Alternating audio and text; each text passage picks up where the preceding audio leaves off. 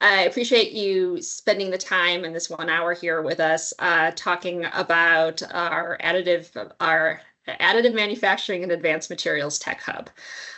This is the second webinar. The previous webinar, if you were with us before, we really looked at additive manufacturing processes. Today, we are looking at the second AM of our AM squared, which is advanced materials, and getting a better sense and understanding of the very, very large spectrum that advanced materials really goes across, from if you're looking at polymers to ceramics to metals and alloys. We're joined here today by some very amazing speakers and great experts who I'm thankful to have on, who are taking their time today to talk to us. I'm going to read the list to make sure that I don't get anyone's names wrong, and if I do, I wholeheartedly apologize. Dr. Bob Moore, Director of the Macromolecules Innovation Institute at Virginia Tech. Vince Hatcher, Director of Operations for the Americas at Hollingsworth and Vose. Fred Lybrand, Director of Membrane and Liquid Microfiltration at Hollingsworth and Vose. As well as Dominic Allen, the Chief Commercial Officer for IperionX, which is down in South Boston. Hollingsworth and Vose is in Virginia Tech's own backyard of Floyd County. So we are going to put the links for each of these groups in the chat if you're interested in understanding more. But for now, how we do this, we'll start with Dr. Bob Moore to talk a little bit more about the advanced materials, then hear from our wonderful companies that are in our region, and then open it up to some question and answers. So go ahead, Bob. Okay, thanks. Let me share my screen. I think this is what we did. Let's see. Can you see that? Great. I'm going to go full screen, hopefully. How's that? Is it the correct screen? You're good to go. Yep. Perfect. Okay, well, welcome everyone. As Sarah mentioned, my name is Bob Moore, and I'm the director of the Macromolecules Innovation Institute here at Virginia Tech. And it's my great pleasure to speak with you today about just simply introducing advanced materials and show you some of the things that we have going on in this area as well.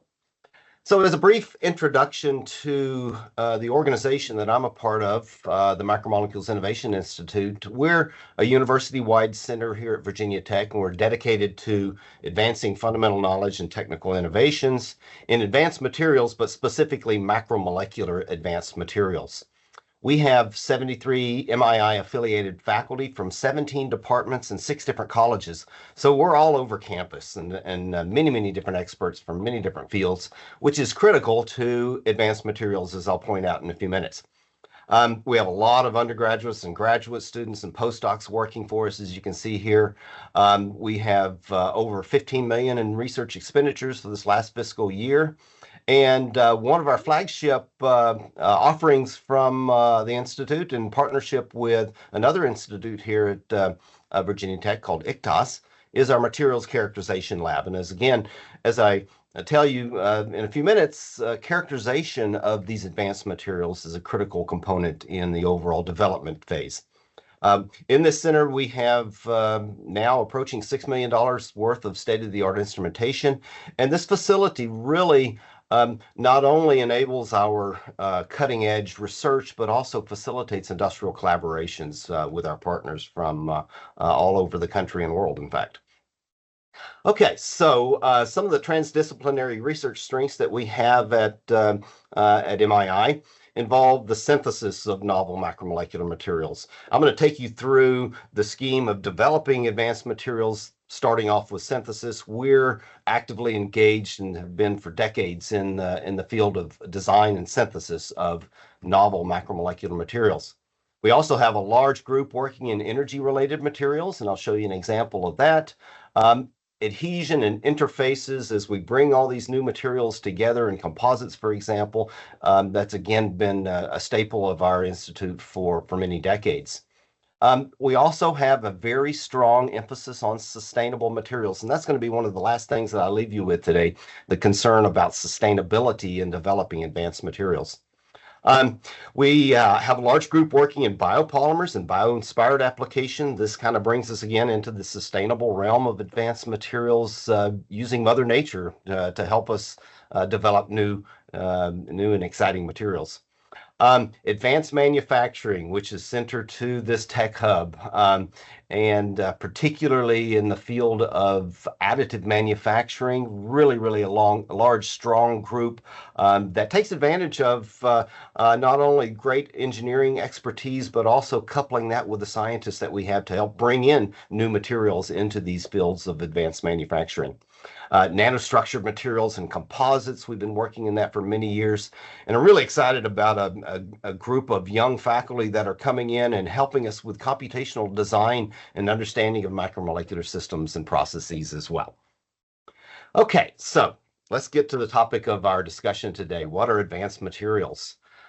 This definition, there are lots of different definitions for advanced materials. I like this one. It's materials that are specifically synthesized and or engineered, designed in general, to possess new or enhanced structural or functional properties for superior performance in advanced technologies. And some of the types of new advanced materials can come in from, for example, new compositions of matter. We start thinking about how we can organize both organic and inorganic materials at the atomic level, at the molecular level, at the macromolecular level, and even the macroscopic level. All these new compositions. So this example that we have down here of this linear polymer that now has all this new functionality placed in very specific applications. We're learning now how to manipulate atoms, get them in the right place, doing the right thing for new form and functions that we have going on. It might be a physical or chemical modification or combinations of existing materials. For example, a simple polymer, polysulfone, now is used as the membrane in reverse osmosis membranes, for example. This scanning electron micrograph that we see right here is actually a hollow fiber of polysulfone, but it's synthesized, not just the polymer itself, but the macroscopic structure over many different length scales, as you can see that we have in here, going from very large pores into very small pores, and then ultimately on the surface of this is a new macromolecular system that would be specific to the separations function of the reverse osmosis membrane, for example. Okay, let's see. We could also have combinations of materials to make composites. For example, bringing in now, getting away from just the three-dimensional bulk material, but now into two-dimensional structures like graphene structures, electronically conductive. We may have composites with some silicate structure in here that ultimately makes this really interesting sandwich structure that's designed really on the atomic level to form specific functions, separations, catalysis, all sorts of things going on there.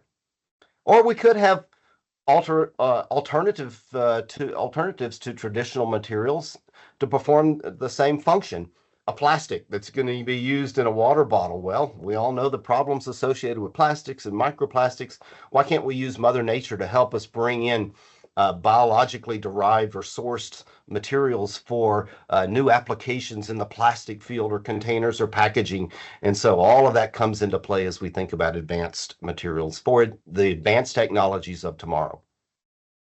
Now we have a really large toolbox of different types of materials that we can work with, and this kind of shows the spectrum that Sarah mentioned, from very hard metals to ceramics, then to softer materials like polymers, and then bringing all of this together in composite type structures. The metals now are oftentimes atoms, organized elements of metals that are organized in a three-dimensional lattice, but it might not just be a single element like titanium, for example. We'll be hearing from IperionX about this and different ways in which we might alloy that for different forms and function. Here's an example of a titanium implant hip, and I brought this one in because it's very close to my heart. I actually have one of these in my leg, and I don't think about it unless I'm going to, the airport security or something like that. Incredible new materials, but there's so much structure on many, many different length scales in these materials. In the ceramics area, these are oftentimes inorganic materials that are organized, and you can see these three-dimensional macroscopic structures for very porous, open materials that might be used in, for example, the catalyst support for catalytic converters that we're all familiar with. But we can structure atoms in many, many different ways from very symmetrical, organized arrangement of atoms to more of an amorphous, disordered type structure, having different properties, different functions that we could bring into play there. Now, with all of these materials, and well, polymers, I need to mention that, of course, because that's the field that I work in. These plastic pellets, well, those are really interesting polymer structures. Now, long chains of atoms that are linked together in different ways for different chemistries, give different functions, but how those are then ultimately processed into the advanced materials that we're familiar with. You know, the PET bottles have not been around for that long, and they have a lot of tremendous properties. Oftentimes, they are processed in multi-layer type structures for maybe oxygen scavenging applications for sensitive foods and things like that. So a lot of different ways in which we can organize the materials there. But having all of these different components, we might be thinking about composites now. And some composites bring to play, for example, polymers and carbon and metals. I'll show you some examples of those, but those are used in many, many different applications for composite airframe structures and things like that. Again, structured over many, many different length scales for ultimately these macroscopic properties that give rise to all these great properties that we're interested in. Okay, so in designing advanced materials, we're no longer in the silos of individual disciplines. We have to bring all these folks together and learn languages of these different types of contributors to the overall development of advanced materials. For example, I'm a chemist. And I think about, okay, if you want to have some materials C and D, all you got to do is mix A and B together, right? Well, that's the way that the chemist thinks about it. Okay, so I'm over here working with my my round bottom flasks or something and pouring some chemicals in there to make these products. But the engineer's thinking, well, that's great, but we're not going to be using things in a round bottom flask. We're going to need to find ways in which we can scale up and design processes to make a new product that has the volume that can satisfy the consumer's interest in these new advanced materials. And that takes a whole different types of language in terms of processing these. So A plus B equals C plus D goes to this type of language. And so we've got to bring these different disciplines together, and we've got to find common language and common terminologies that we can use to find the synergy of bringing these folks together. Here's a great example of a group that got together to redefine advanced materials, and I say from infinity and beyond. So here is this gold film. It's actually a Kapton. The Kapton is this polyimide structure here. We've known about this since the 60s. It was used to wrap the lunar module that you can see here. Had properties, of course, being reflective for all the light, but also allowed for the protection from radiation and space exposure and this type of thing, also thermal protection. But the polycapton material that we've been using for these many, many decades since has always been in this two-dimensional film format because the processing of this polymer has been so very difficult to get into any other three-dimensional forms.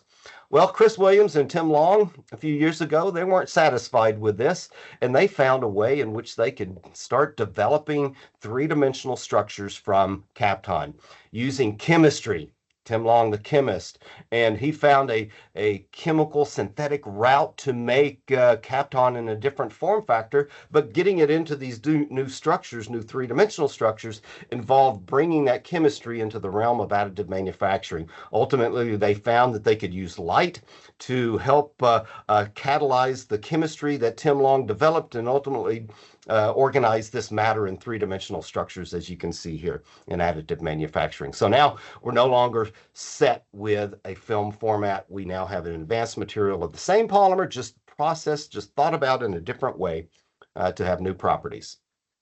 So again, the interdisciplinary contributions to advanced materials is really kind of shown on this slide of pictures that I have here. But let's imagine how this might start off. It might start off with the computational chemist thinking about the what ifs. What if we arrange atoms in a particular way to maybe give some interesting new properties associated with the very specific atomic structures that we're developing here? That can lead to some simulations and predictions of properties, maybe some predictions of devices that could be used from this new advanced material.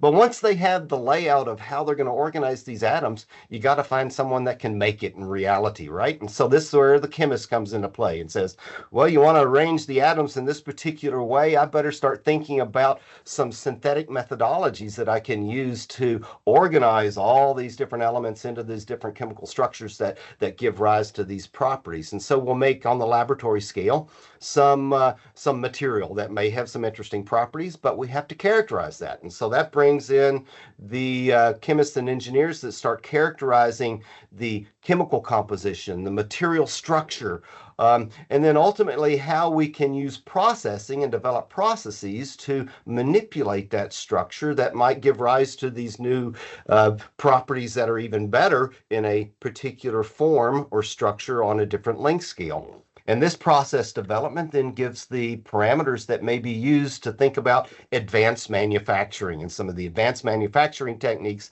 Again, this material that's being manufactured here, it goes all the way to the beginning of how can I manipulate atoms and how can I get these atoms organized into molecules or lattices of different elements to ultimately be processed into these form factors that are useful for the applications. Now we've got this proof of concept design, which has these really cool properties that we're really excited about. We start to do performance characterization on the macroscopic scale, and then start comparing that to ultimately all the way back to the beginning, the simulations and predictions of properties and devices from these materials. And that may give rise to, well, maybe it's not performing as predicted. We might want to think about how we can manipulate that structure to help develop a new composition of matter that we could characterize and process, and it goes round and round. And this is the development of advanced materials, and so many people are involved in the activities associated with that. And so as the developers of advanced materials, we have to think about all of these different characteristics, the structure over many, many different length scales. What are the properties? And even the properties over different length scales, the atomic properties, the macroscopic properties, all of these are different. How that performance can be manipulated, maybe fine-tuned and optimized by processing these structures in different forms. All of this involves experiments, computational models, data that we're deriving from these experiments and thought processes all come into play, and they're all intimately interlinked in how we advance materials by designing them, engineering them over many length scales, from atoms to multidimensional structures into bulk macroscopic devices, for example. And so with that, let me end with just a few examples of some advanced materials that we've been working on, and thinking about how we can take materials that we've been using for many years, but reprocess them into different forms for different properties and different structures.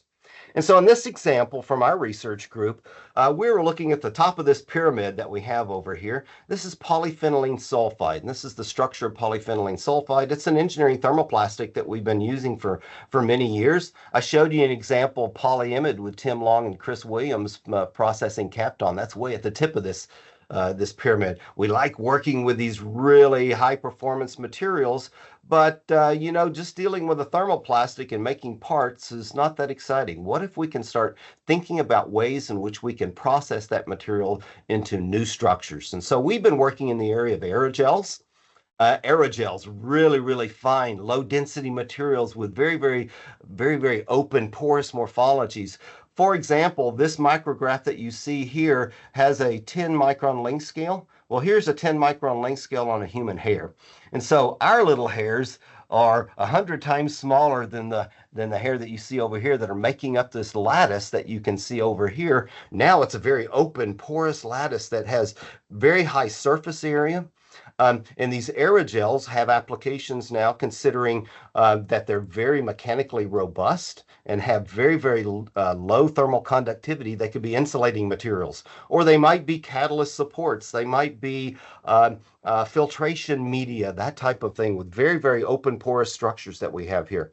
So our thermal conductivity, for example, we're right in line with the silica aerogels, the solid smoke aerogels that you might be familiar with, but we're much stronger. So now we're making from a commodity material into now a super high performing advanced material by structuring the polymer in very different ways. This led us into some really interesting collaborations with Chris Williams. We started realizing, well, you know, our aerogels can be formed very fast. And so we realized, actually, our students realized this. My student Garrett and Danny from Chris's, they started talking and said, wow, why don't we try printing this material? And so they developed, and we just published a really nice paper in Advanced Materials on 3D printing of aerogels. It's a high temperature process that you can see here, but we're just forming, because the gelation process occurs really fast, forming all different types of structures from this. Exciting new way of now bringing a new level of dimensionality into these advanced materials for advanced applications that we have there. In the area of composites, I've had some fascinating collaborations with Mike Bartlett in mechanical engineering, where he's been making some really cool multifunctional composites of metals, but a different type of metal alloy that is actually a room temperature liquid, a liquid at room temperature. And so these liquid metals are capable of being dispersed into a polymer matrix, maybe a stretchy polysiloxane matrix that can form a conductive material, a stretchy conductive material there. But it all has to do with how these particles are distributed in that polymeric matrix and how they're interconnected. And so our collaboration was using a very sophisticated characterization tool that we have in the MCL. It is a small angle X-ray scattering system. We were able to characterize over length scales from microns all the way into angstroms how these liquid metals are distributed in that matrix, and helps us greatly understand how we can manipulate matter in 3 dimensions to ultimately come up with these advanced materials that we have there. In the area of batteries and fuel cells, we have Fang Lin is one of our gurus in the area of batteries. He works a lot in composing matter on the electrode layers and bringing in different elements for different types of batteries. But of course, a battery also has to have separators and electrolytes between the electrode layers. And so Lou Madsen in chemistry came in and said, well, I'm starting to make some really interesting solid polymer electrolytes. Let's bring this together in a collaboration. And they've been doing some great things with the Department of Energy and advancing new materials, conformable batteries, for example, structured over many different length scales that we have there. I've been working in the area of proton exchange membranes for fuel cells. And so here's a plastic that we just changed the chemistry on. It'll put a little chemistry, put a little bit of proton conducting functionality on the backbone of that polymer and make a membrane out of it. And now we get super high conductivity that can be used in a fuel cell vehicle. And here I was working in a collaboration with General Motors on some fuel cell membranes that we had in that collaboration. Finally, in the area of soft robotics, again, thinking about composites, and you kind of see how composites is coming into play in advanced materials. We're no longer satisfied with one component. We want to bring in multifunctionality in advanced materials. In this area of soft robotics, I realized that those same membranes that I was using in a fuel cell that are able to conduct water and ions across the membrane, I could also use those to make a composite where I put these tiny little platinum nanoparticles on the surfaces of this membrane. This is a cross-section view of the membrane. And then if I apply a potential across that membrane, positive on one side, negative on one side, I can get ions to move, and ions move water around. I use neutron imaging at NIST to find that I had, when I applied a potential, this red means a dry side, blue means a wet side. I'm moving water back and forth. And when I do that, I swell one side and I dry out one side. That causes it to bend. And then I flip the potential, it causes it to bend over the other way. And so now I've made soft actuators out of these advanced materials, applying this voltage, getting it to move around for soft robotics applications there. All right, so finally, as I mentioned early on, when we think about advanced materials and bringing together all of these different elements into materials, we've always got to be thinking about the sustainable aspects of our science and engineering that we have here. A very recent perspective came out in Nature Materials called Advanced Materials Provide Solutions Towards a Sustainable World. And I like this quote here: the development of advanced functional materials is an essential enabler for sustainability, which requires targeted research for materials discovery, digitalization, re-engineering for reduced energy and material consumption, sourcing, and circularity. We've got to have this. Society demands that these new advances in materials take into account how economically will be feasible, but also saving and securing our environment for the future. So with that, we're going to turn it over to some great leaders in our area, Hollingsworth and Vose and IperionX, from a polymer side to a metal side. But I'm thrilled to see, and looking at their websites, that they have tremendous dedication to sustainability. You can see their sustainability reports here. Again, we've got to make advancements while also protecting our environment and the world. So with that, I think I will thank you all for your attention. Happy to take questions at the end. I'm not sure when you want to do that, Sarah, but hopefully that'll kick us off in thinking about advanced materials. Thanks, Bob. Vince, Fred, would you guys like to go and talk about Hollingsworth and Vose? Sure, that'd be great. I'm going to share my screen here. If you would, please just confirm that that's showing up. We can see it, but it's not full screen. Okay. About now. You got it.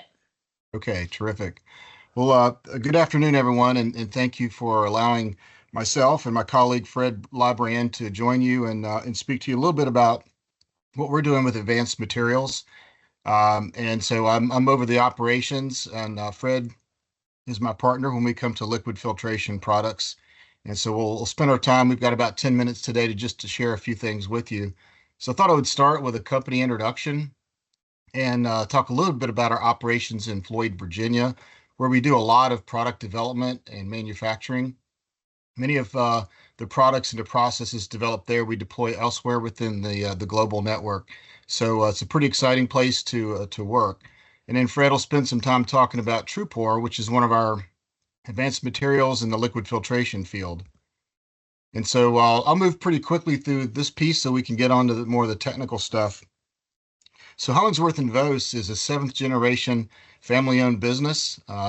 They've literally got roots in the 1700s in Colonial, Massachusetts. And so the headquarters is still in that location in East Walpole. We have over 2,100 employees worldwide, 13 manufacturing sites, 9 research centers, more than 50 PhDs working on product development and processes. And we have over 250 patents that cover our processes and our products. And this is a quick view of our global footprint. Again, the origins of the company there in East Walpole, Massachusetts. And then you can see that we've got manufacturing and operations elsewhere throughout the world. Our latest addition was Mysore, India. One thing about HMV, we've been around for a long time, and the reason for that is we have a deep investment in innovation. The company has evolved the product lines and the types of businesses we've been involved in since the beginning of the company.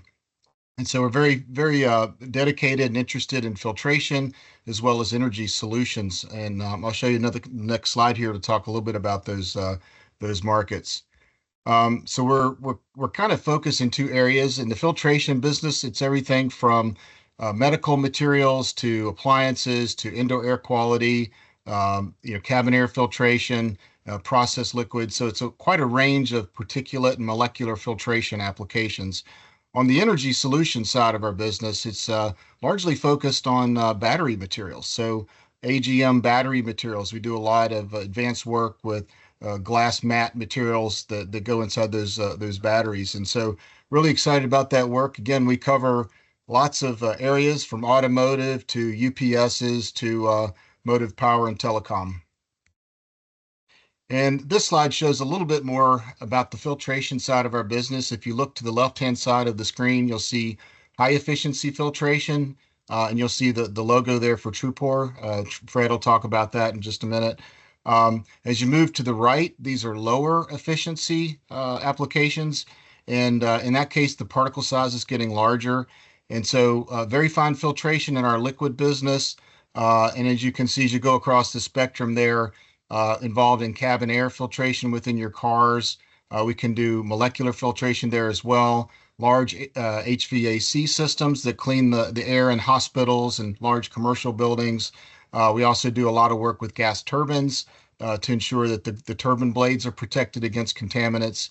And some of the brand names that we offer to the marketplace are shown on this slide. And all of these things that you're looking at are done in our operations in Floyd, Virginia. And just to put it in perspective, the item over to the far right is a human hair. And to the far left, you're talking about very small viruses like the Zika virus. And we literally filter everything in between. So depending on the solution you're looking for, we've got experience in this wide range of particles, as well as molecular filtration solutions to go with it. And Fred will talk a bit more about the microfiltration in just a moment. So I just want to turn this over to the Floyd operations for just a minute. We're located in a beautiful place in Virginia, kind of the southwestern part, but we're not isolated. We're very close to Virginia Tech and some other really great educational institutions, as well as major routes for transporting our goods. So very happy to be operating in such a beautiful part of the world. In this slide, I just wanted to share with you a bit more about our facilities. Again, this is the center of excellence for our synthetics and composites materials, which is a lot of what I'm focused on these days. Plant 1 was built in 1976. That was the first venture for H&V outside of New England. So up until 1976, it was all about New England. Starting in Floyd County here, we really started to learn more about synthetics and start thinking about composites. We added the R&D center in 1995. We expanded in 2014. As part of our state-of-the-art Technostat production facility. And then we've added advanced nanoweb technologies since that time. So in total, about 110 acres, 4 buildings, including a warehouse that you see to the far left. We're focused on synthetics, composites, and various types of filtration markets, like I mentioned before. Very excited about some of the new advanced materials like TruPore. So high level from a process perspective, we don't have time today to get into the various manufacturing processes, but we have carding, we have melt blown, we have ways of charging fibers. We work with activated carbon and various types of materials to help with molecular filtration. We can laminate materials together, so we do a lot of composite materials. We can even take three-dimensional structures like nanowave and start to create like a sine wave type of efficiency layer, and then we can even wave the wave. And what's interesting is you can create a lot of surface area in a short distance, and can really help bring some new solutions to the filter makers as they think about their products. Now, H&V does not make the filter; we make the media, and we do a heck of a lot of R&D and consulting in that space. To the lower right-hand corner of the slide there, I wanted to highlight that many of the plants that we have within H&V have wet laid paper making processes, and they can work with materials in glass, synthetics, cellulose, and we can leverage those types of materials in our own composites. And so everything you see on the page here we do in the Floyd, Virginia operations, with the exception of those wet laid materials. But we're very tightly networked across the H&V system, and we can pull together some very interesting and high performing composite filter medias.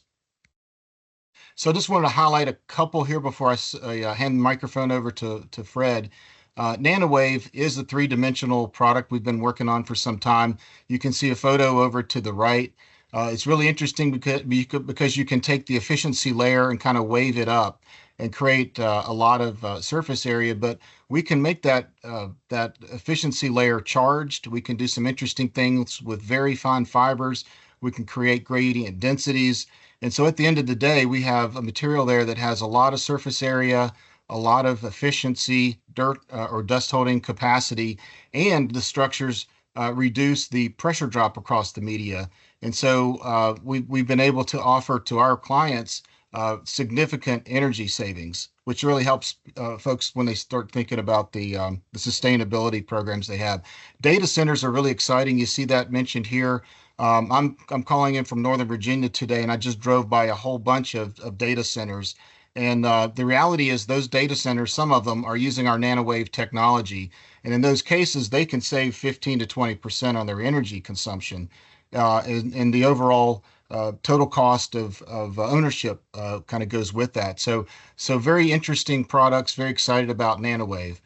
NanoWeb is where we get into the finer fibers. And in this case, you see a gas turbine a picture there. But again, it's about high efficiency filtration, low pressure drop, lower total cost of ownership, and all of that leads to improvements and sustainable solutions. So very excited about NanoWeb and the products that we're producing out of Floyd, Virginia, but also those products being extended to other parts of our global network. So I'd like to turn it over to Fred Lybrand and highlight TruePore, which is our microfiltration product. So as you saw in Vince's slides, H&V really grew up as a wet laid, like as a traditional paper manufacturer. Many of our plants, like our biggest site in Europe and Germany's had a paper mill on that land since the 1400s. Often at many of our sites, we're pulling millions of gallons of water per day.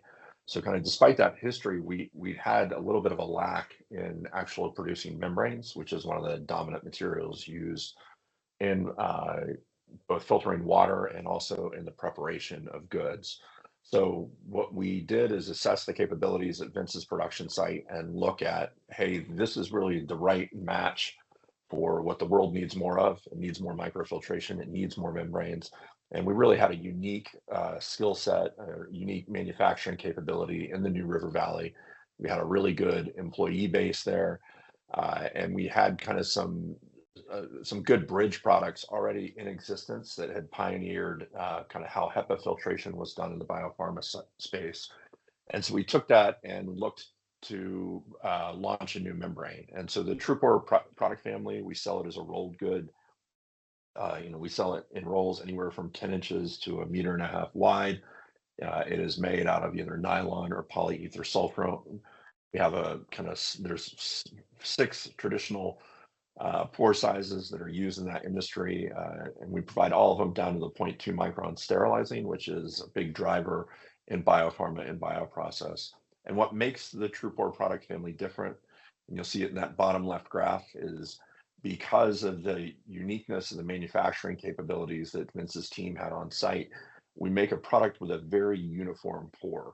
And now Dr. Moore did a great job of talking about all the materials that you can use, but really sometimes it's the void space that's most intriguing to the customer. Sometimes we laugh, like our customer really buys holes from us. And they like it when they buy really uniform holes, and the materials are simply the delivery mechanism by which those holes are found. You'll see that a lot in the aerospace and in the aerogel space as well. So membrane microfiltration is used in many applications. So I think many of you will be familiar with kind of a conventional cartridge. If you go out to a microbrewery, if you go out to a vintner, you're going to see these cartridges everywhere. And there's an example in that photo there. We've also got a little photo there of who our launch partner was using the membranes for. This is, again, one of the benefits of working with H&V is we've been around for so long. We have channel partners in almost every industry and every application. So that lab exact TruePore syringe filter. You can buy that off Amazon right now. And the interesting thing we found there is the low pressure drop made it really easy for the pipetting to be done quickly. So you think actually some of the first drivers were people worried about carpal tunnel in their operators, but then we found at scale when you get the big microfluidics robots making a lot of measurements over time, they've had longer life and they also had lower energy consumption. The bottom left one is a newer photo, and that's something we just recently did. So we've got an application where a customer is using TruePore in spiral wound elements. So to our knowledge, the first use of that kind of ultra low pressure membrane in that space. So the big benefit that TruePore brings here is all in industries that are important to Virginia, and I think also important to Virginia Tech and the New River Valley. So bioprocess, right? Your protein yields go up when you can use less pressure. Like that, like there's a lot of points when you're harnessing proteins through a bioprocess, and you're usually going to flow through 10 to 20 microfiltration steps, where as soon as I start to increase the pressure, those fragile proteins are going to break down. So we've seen consistently with our channel partners that use of TruePore improves in product yields. And an area that we hadn't expected to see such a big pickup, but that we've been really excited about has been beer, wine, and just kind of the overall beverage category. It's always been a space that H&P liked because it's ties to agriculture, obviously big in the state of Virginia. But what we found is that with the lower pressure and then the higher flow rates, vintners and brewers can get a different taste. We hear a lot from vintners talking about how it gives it a better mouth feel, and they like the fact that the product is gentler on the grape. So that's a quick just overview of a product that we've launched out of our Floyd site that's immediately relevant to the state of Virginia.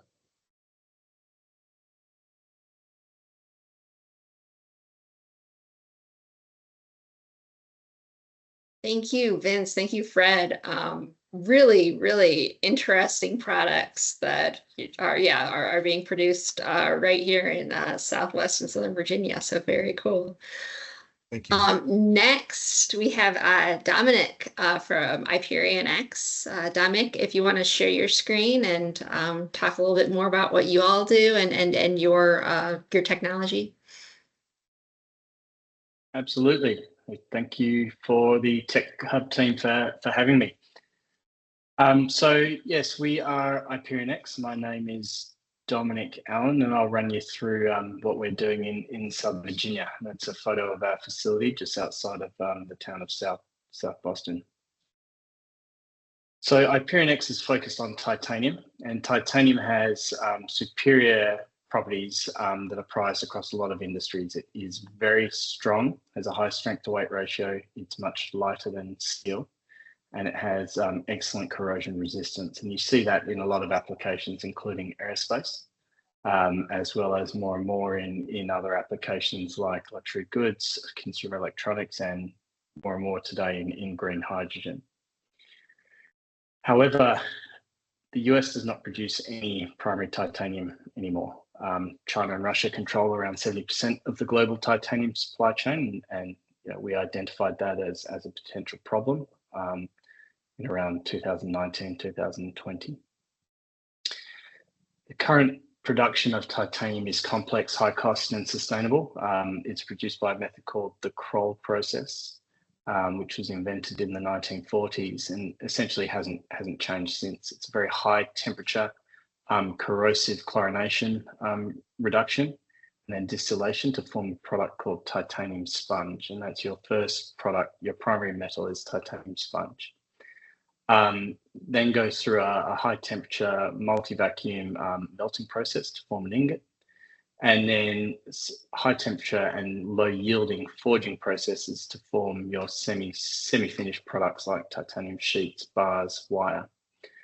From those titanium semi-finished products, you then produce titanium parts. And the final yield from what you started with to what you end up with is around 10 to 20%. So you lose 90 to 80% of your material. And so as a result, both through the process and the losses, the final titanium products are both expensive, typically, and have a high carbon footprint.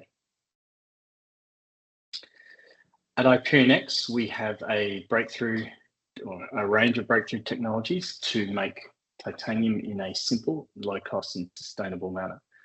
The first technology is our refining technology called the hammer process, which is a reduction technology, which is a very simple, fast and low temperature reduction process to deoxygenate titanium.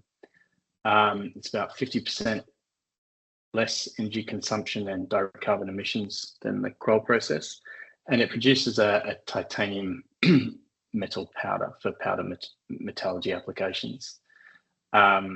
Importantly, it is the only known method that can use 100% recycled scrap metal, the titanium CP, commercially pure titanium or titanium alloys, as a starting input.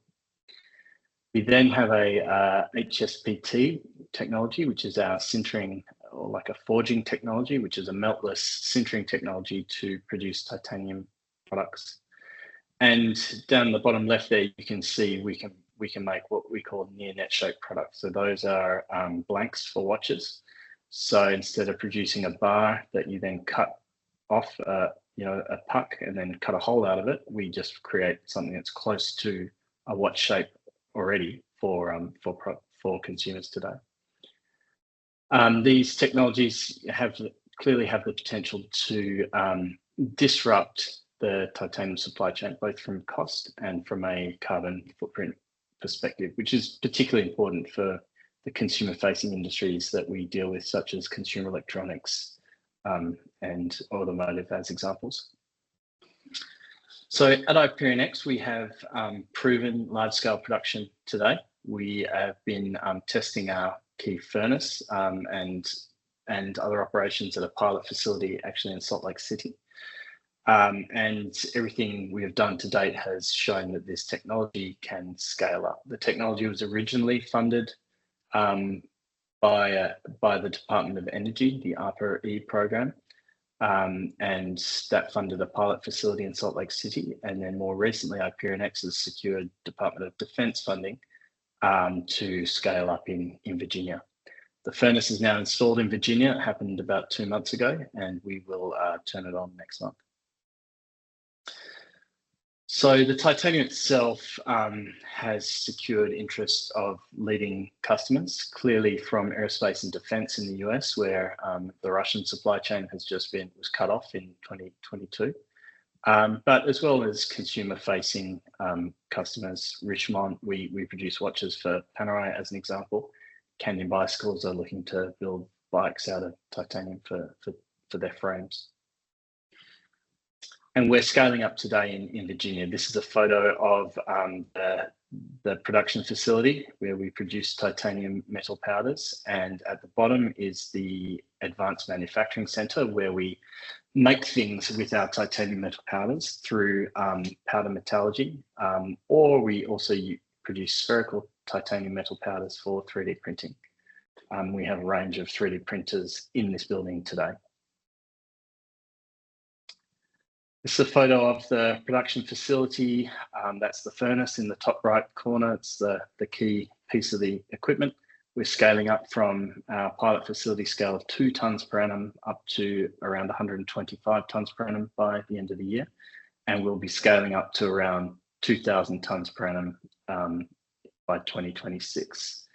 As the scale of the global market is around 200 to 300,000 tons. So still a long way to go to really start to eat into that market. But at 2,000 tons per annum, we can produce titanium at an operating cost of around $30 a kilo, which is significantly below the market today. This is a layout of our Advanced Manufacturing Center. These are the SLM printers in there now. We have an EOS printer and we have a desktop metal printer coming, which is a binder jet technology.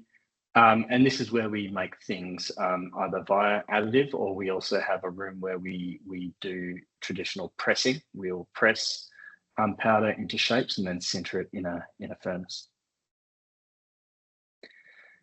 As an aside, we started off in the minerals game. We developed projects in the energy space, and moved into the critical mineral space and founded a company called Piedmont Lithium in around 2016.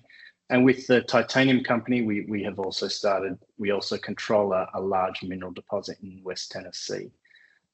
We will not need to develop this, given that we can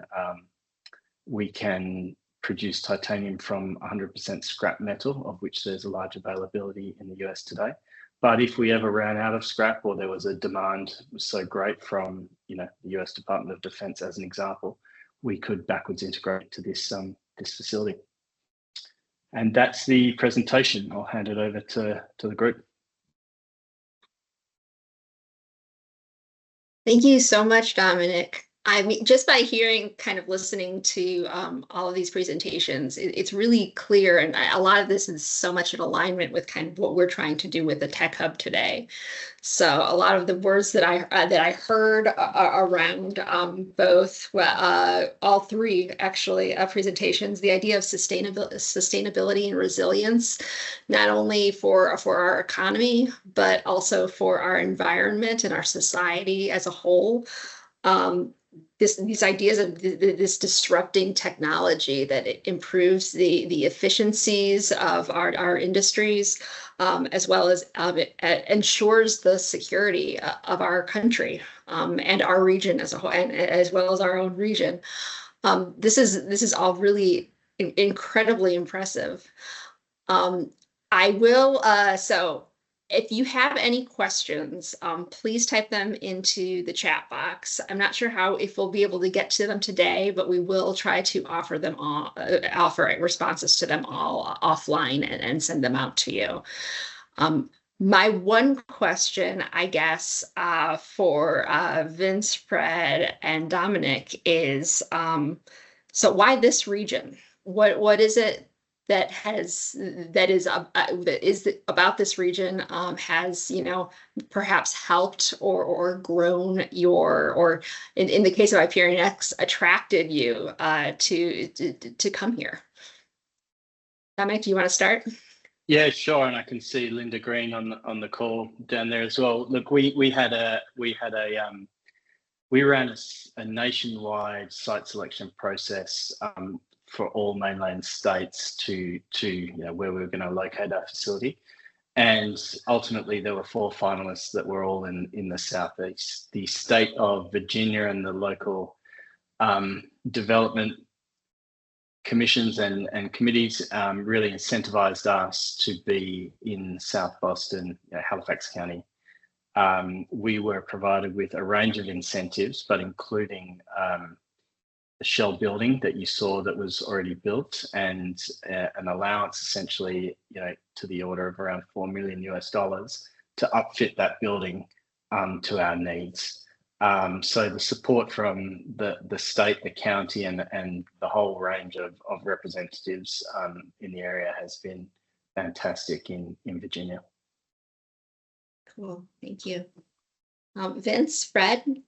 Yeah, I'll jump in. H&V got started in this area back in 1976, as I spoke about earlier. But we've really enjoyed a great working relationship with the people in Floyd County. The local economic development organizations have been terrific to work with. So when we've thought about expansions, we've really had, I think, just a terrific partnership and support. We've been able to utilize research and development grants to help commercialize some processes and products. We've had access to a lot of terrific talent from Virginia Tech.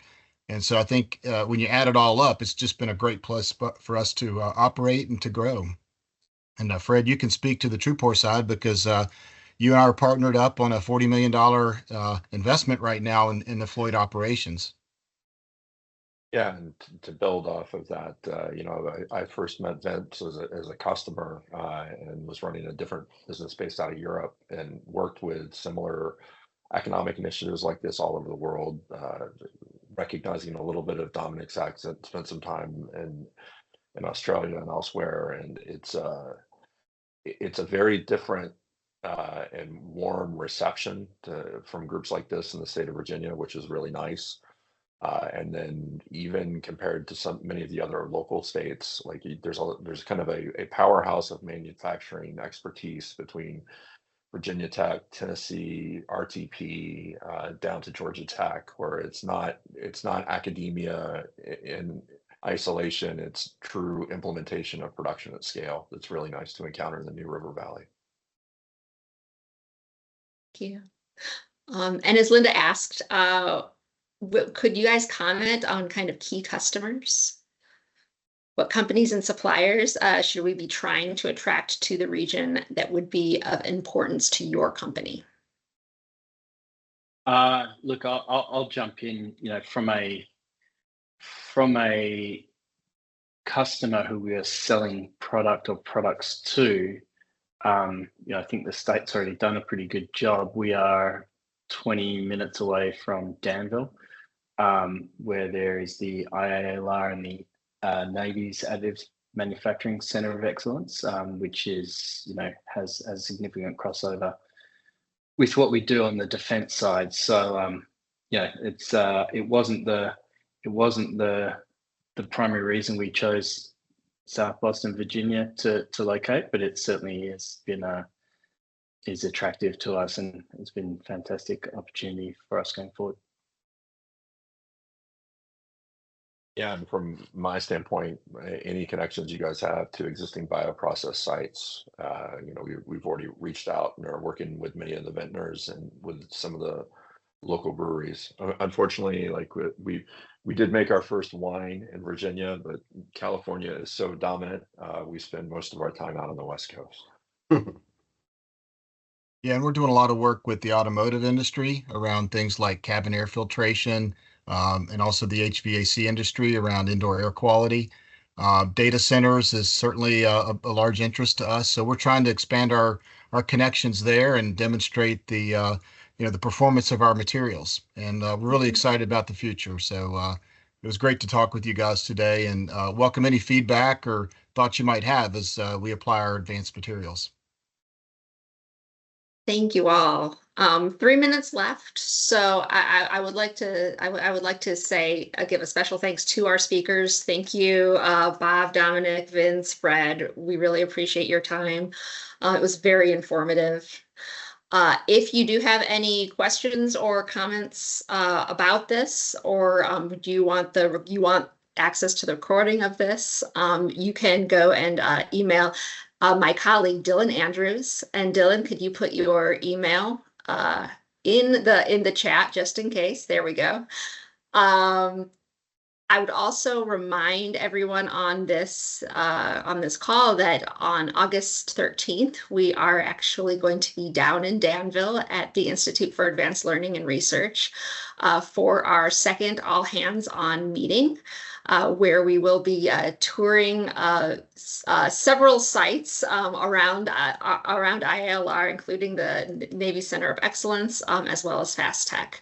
As well as really talking about what are some key projects that have really come to light that we could move forward on. And then, of course, we need people to tell us what we're missing. So hopefully we'll see you all there. And again, thank you for your time, and have a good 4th of July.